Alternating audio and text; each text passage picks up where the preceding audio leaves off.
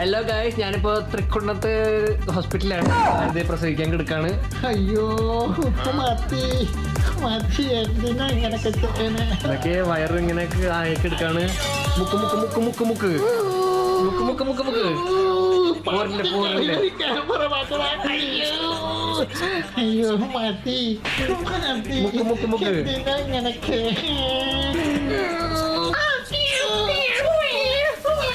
വന്നു വന്നു വന്നു കുട്ടി വന്നു. ആൺകുട്ടിയാ ആൺകുട്ടിയാ. ഇവന്റെ പേര് മങ്കൂടാമ്പടി. നല്ല പേര്. എൻ്റെ ഭാര്യ ഇങ്ങനെ പ്രസവിച്ചിരിക്കുകയാണ്. എല്ലാ സബ്സ്ക്രൈബേഴ്സിനും നന്ദി. ഞാൻ നിങ്ങളോടൊരു കാര്യം ചോദിക്കുകയാണ്. ഈ വീഡിയോ കണ്ടിട്ട് നിങ്ങൾക്ക് ചിരിയാണോ വന്നത് അതോ ദേഷ്യമാണോ വന്നത്? ഒന്ന് കമൻറ്റ് ചെയ്യണേ. ഇവന്മാരെ കയ്യിൽ കിട്ടിയാൽ മുഖമടച്ച് പൊട്ടിക്കാൻ തോന്നി അത് കണ്ടപ്പോൾ. ഈ വിഷയം എന്താ നിങ്ങൾക്ക് മനസ്സിലായിട്ടുണ്ടാവും. ആക്ടർ കൃഷ്ണകുമാർ, അദ്ദേഹത്തിൻ്റെ മകൾ ദിയ കൃഷ്ണയുടെ ഡെലിവറി വീഡിയോ എല്ലാവരും കണ്ടിട്ടുണ്ടാവും. ഞാനും കണ്ടു. അതിനകത്ത് കാണിക്കാൻ പാടില്ലാത്ത ഒന്നുമില്ല. ആ കുട്ടിയുടെ ആ ഒരു പെയിൻ, ഫേസിൽ വന്ന ആ ഒരു പെയിനും കാര്യങ്ങളൊക്കെ കണ്ടിട്ട് ഒന്ന് ഉള്ളുപെടഞ്ഞു. ഇങ്ങനെയാണല്ലോ ഓരോ അമ്മമാരും മക്കൾക്ക് ജന്മം കൊടുക്കുന്നത്. ഇത്രയും വേദന. ദിയ പക്ഷേ ഒരുപാട് വേദനയൊന്നും സഹിച്ചിട്ടില്ല. കാരണം അവർ അതിനുള്ള ഫർദർ കാര്യങ്ങളൊക്കെ ചെയ്തിട്ടുണ്ടായിരുന്നു, പെയിൻ ഒരുപാട് എടുക്കാതിരിക്കാനുള്ളത്. പക്ഷേ സാധാരണക്കാരായിട്ടുള്ള ഓരോ അമ്മമാരും ലേബർ റൂമിൽ അനുഭവിക്കുന്ന പെയിൻ എന്ന് പറയുന്നത് അത്രയും വലുതായിരിക്കും. അപ്പോൾ ആ പെയിൻ അത്രയും സഹിച്ചുകൊണ്ടാണല്ലോ ഒരു കുഞ്ഞിന് ജന്മം കൊടുക്കുന്നത്. അതിനെ ഈ രീതിയിൽ തോന്നിവാസം കാണിക്കാൻ ഇവനൊക്കെ ആരാ ലൈസൻസ് കൊടുത്തത്? നിങ്ങളൊന്ന് ആലോചിച്ച് നോക്കിയേ. അല്ല, ഇവനൊക്കെ മുട്ട വിരിഞ്ഞുണ്ടായതാണോ? ഒന്നുമല്ലല്ലോ. ഒരമ്മ പ്രസവിച്ചത് തന്നെയല്ലേ. ആ പ്രസവ വേദന അവരും അറിഞ്ഞിട്ടുണ്ടാവുമല്ലോ. അല്ലാണ്ട് ലേബർ റൂമിൽ കയറി ഉടനെ വെള്ളം എടുത്തൊഴിക്കുന്ന പോലെ ഇറങ്ങി വന്നതല്ലല്ലോ. പ്രസവ വേദന സഹിച്ച് തന്നെയാണ് ആ അമ്മയും ഇവനെയൊക്കെ ഉണ്ടാക്കിയത്. അവിടെയും ഡോക്ടർമാർ പറയുന്ന വാക്ക് എന്ത് തന്നെയായിരുന്നു? പുഷ് അല്ലെങ്കിൽ മുക്ക് മുക്ക് മുക്ക് മുക്ക്. ഓരോ അമ്മമാരും ഈ വീഡിയോയുടെ താഴെ പോയി ഇവനൊക്കെ കൊടുക്കേണ്ട മറുപടി കൊടുക്കണം. അതാണ് ഇവനൊക്കെ അർഹിക്കുന്ന അടി എന്ന് പറയുന്നത്. ഓരോ അമ്മമാരും, പ്രസവ വേദന അറിഞ്ഞ ഓരോ അമ്മമാരും. മല്ലു റാപ്പർ എന്നാണ് ഇവൻ്റെയൊക്കെ ചാനലിൻ്റെ പേര്.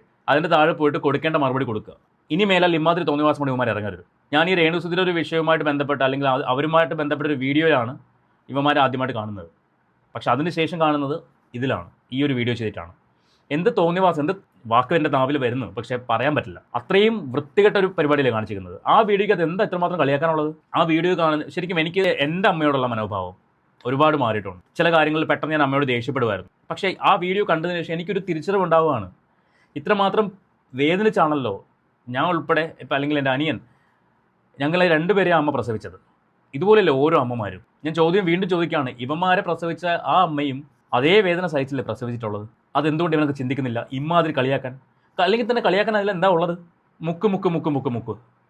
എനിക്ക് അടിവയർ ചവിട്ടിപ്പൊടി അവനൊക്കെ. അതാണ് ചെയ്യേണ്ടത്. ആ നാട്ടിൽ നല്ല ആൾക്കാരില്ലാതായിട്ട് അമ്മാതിരി വൃത്തികേടായി കാണിച്ചു വെച്ചേക്കും. എനിക്കിത് വൃത്തികേടായിട്ട് തന്നെയാണ് തോന്നുന്നത്. നിങ്ങൾക്ക് എങ്ങനെയാണ് തോന്നുന്നു, അല്ലെങ്കിൽ നിങ്ങളത് എങ്ങനെയാണ് എടുക്കുന്നത് എനിക്കറിയില്ല. ഫണ്ണായിട്ട് കാണാം, പക്ഷേ എനിക്ക് അങ്ങനെ കാണാൻ തോന്നുന്നില്ല. ഒരു സ്ത്രീയുടെ വേദന. ഞാൻ കഴിഞ്ഞ ദിവസം പറഞ്ഞു, കിഡ്നി സ്റ്റോൺ വന്ന എനിക്ക് എത്ര പെയിനാണോ അതിൻ്റെ എത്രയോ ഇരട്ടി പെയിനാണ് ഡെലിവറി ടൈമിൽ ഉണ്ടാകുന്ന പെയിൻ എന്ന് ഞാൻ കേട്ടിട്ടുണ്ട്. കിഡ്നി സ്റ്റോണിനേക്കാളും എത്രയോ ഇരട്ടി പെയിനാണെന്ന്. അപ്പോൾ കിഡ്നി സ്റ്റോണിൻ്റെ പെയിൻ എത്രയെന്ന് എനിക്കറിയാം. അതിൻ്റെയും എത്രയോ ഇരട്ടി എന്ന് പറയുമ്പോൾ നമ്മുടെ ശരീരത്തിലെ മിക്കവാറും അസ്ഥികളെല്ലാം നുറുങ്ങുന്ന വേദനയായിരിക്കും എന്നാണ് പറഞ്ഞു കേട്ടിട്ടുള്ളത്.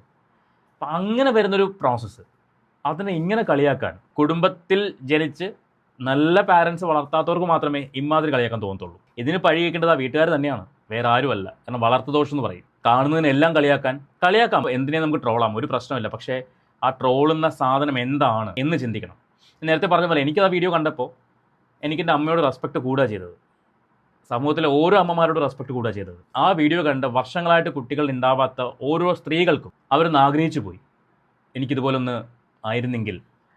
അല്ലെങ്കിൽ അതേ വേദന സഹിച്ച ഓരോ അമ്മമാരും, ആ കുടുംബത്തിൻ്റെ ഐക്യം, അവരൊരുമിച്ച് നിന്നിട്ട് ആ പെൺകുട്ടിക്ക് കൊടുത്ത സപ്പോർട്ട്, ഓരോ അമ്മമാർ അല്ലെങ്കിൽ ഓരോ പെൺകുട്ടികളും ആഗ്രഹിച്ചിട്ടുണ്ടാവും, എൻ്റെ ഫാമിലിയിലും ഇങ്ങനൊരു സപ്പോർട്ട് കിട്ടിയിരുന്നെങ്കിൽ, ഞാൻ പ്രസവിക്കാൻ കിടക്കുമ്പോൾ അല്ലെങ്കിൽ കിടന്നിരുന്നപ്പോൾ ഇങ്ങനെ എൻ്റെ ഫാമിലിയിലുള്ള ആൾക്കാരും അവിടെ ഉണ്ടായിരുന്നെങ്കിൽ എത്ര ഞാൻ ഹാപ്പി ആവുമായിരുന്നു, ഞാൻ എത്ര കംഫർട്ട് ആവുമായിരുന്നു. ഇങ്ങനെ ഓരോ കാര്യങ്ങളായിട്ട് ഓരോ സ്ത്രീകളും ചിന്തിച്ചിട്ടുണ്ടാവും. നല്ലൊരു അമ്മയ്ക്ക് നല്ലൊരു അച്ഛനും ജനിച്ച ആണുങ്ങൾ എന്തായിരിക്കും ചിന്തിക്കുക?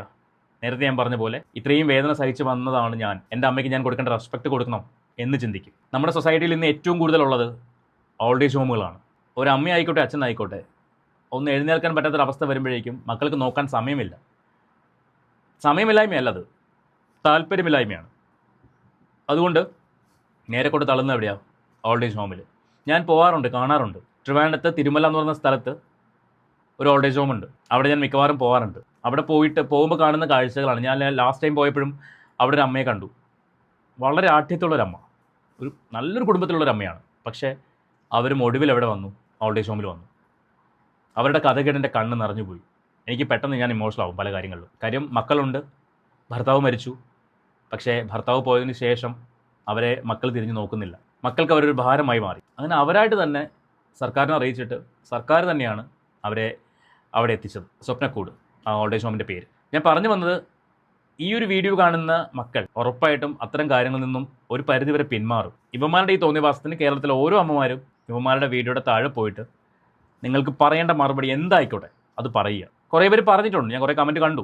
പക്ഷേ പോരാ, മതിയാവില്ല, ഇവനൊന്നും ഇനി ഇത് ചെയ്യരുത്. അമ്മാതിരി തോന്നിയവാസം കാണിച്ചു വെച്ചേക്കുന്നത്. ഓക്കെ, അപ്പോൾ നിങ്ങൾക്ക് ഈ വീഡിയോയെക്കുറിച്ച് നിങ്ങളുടെ അഭിപ്രായം എന്താ വെച്ചാൽ അത് കമൻറ്റ് ചെയ്യുക. അതോടൊപ്പം തന്നെ ചാനൽ സബ്സ്ക്രൈബ് ചെയ്യാതെയാണ് കാണുന്നതെങ്കിൽ ആ സബ്സ്ക്രൈബ് ബട്ടൺ ഒന്ന് കുത്തി പൊട്ടിച്ചോളൂ. ഒപ്പം ബെല്ലൈക്കൺ ഓൾ ഓപ്ഷൻ ഒന്ന് എനേബിൾ ചെയ്ത് വെച്ചോളൂ. അങ്ങനെയാണെങ്കിൽ നിങ്ങൾക്ക് ഈ ചാനലിൽ വരുന്ന ഓരോ വീഡിയോകളും അപ്പോൾ തന്നെ നോട്ടിഫിക്കേഷൻ വരും. നിങ്ങൾക്ക് കണ്ട് സപ്പോർട്ട് ചെയ്യാം. നമുക്ക് പുതിയൊരു വീഡിയോ ആയിട്ട് വീണ്ടും കാണാം.